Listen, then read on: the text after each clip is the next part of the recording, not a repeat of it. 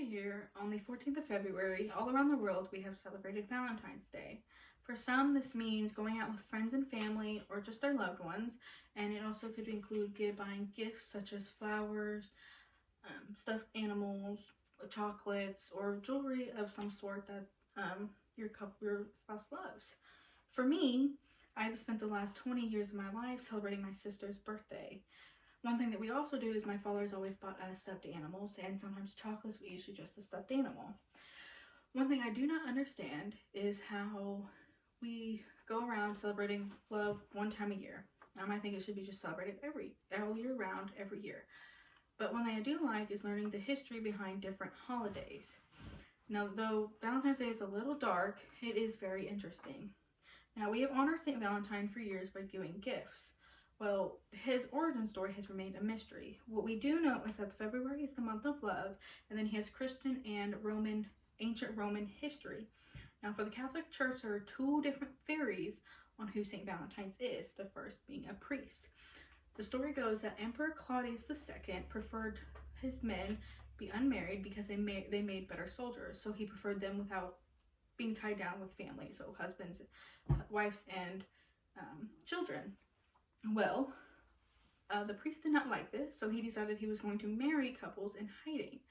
As everything in history, Emperor Claudius II found out and sentenced the priest to death.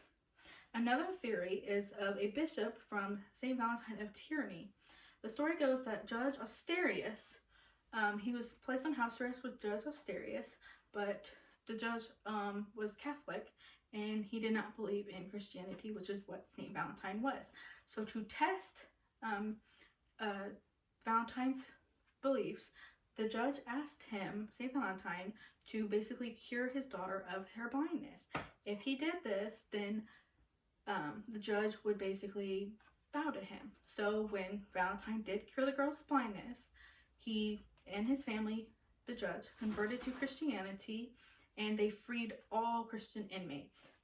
Well, the emperor found out, Emperor Claudius II, he found out, and he sentenced the priest, or the bishop, to jail. Well, in jail, he had a visitor, which is either known as either the jailer's daughter or the judge's daughter. No one really knows who the daughter was.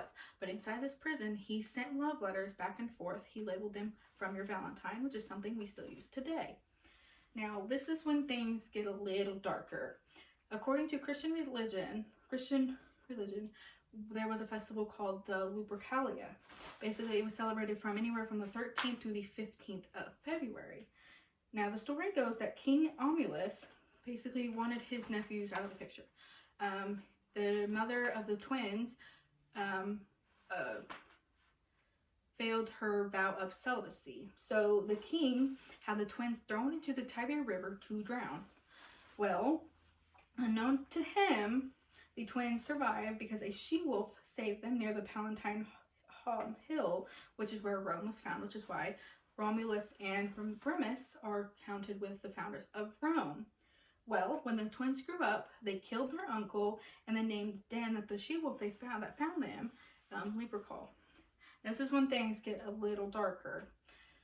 The festival was filled with violent acts, whippings, and sacrifices. The sacrifices included one or more male goats and then a dog.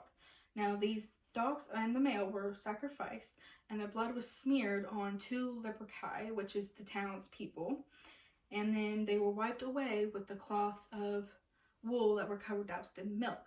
Well, once the festival was done, they took They took a strip of goat, which is called thongs, and went around the town naked or partially naked and whipped the women so they had fertility rates. Now, most women did accept this because fertility was everything back then. After the festival was over, the women put their names in an urn, and then their names would be drawn out at the end of the day, and basically they were paired up with that man, and for either the rest of their lives, because some fell in love, or just until the next Lupercalia festival. Now, thankfully, none of this is still celebrated. Today, Valentine's Day is associated with Cupid, which is the man, the baby in the diaper with the arrows. But into ancient Greeks, Eros, the god of love, is where Cupid originated. Eros had two types of arrows, love and hate. And he basically used these arrows to torment he basically toyed with the emotions of his client, or the people he was going to target.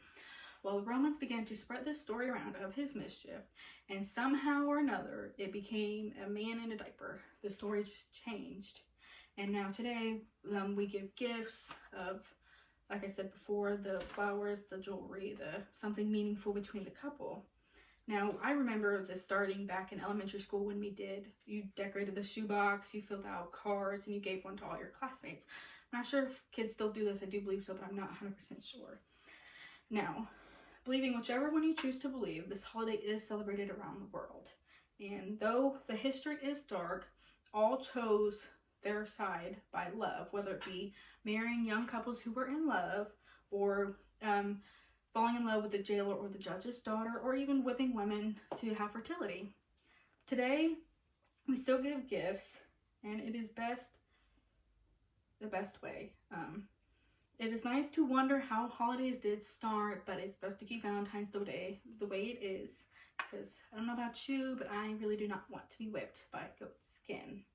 Or for me, it's best to just keep it as my sister's birthday.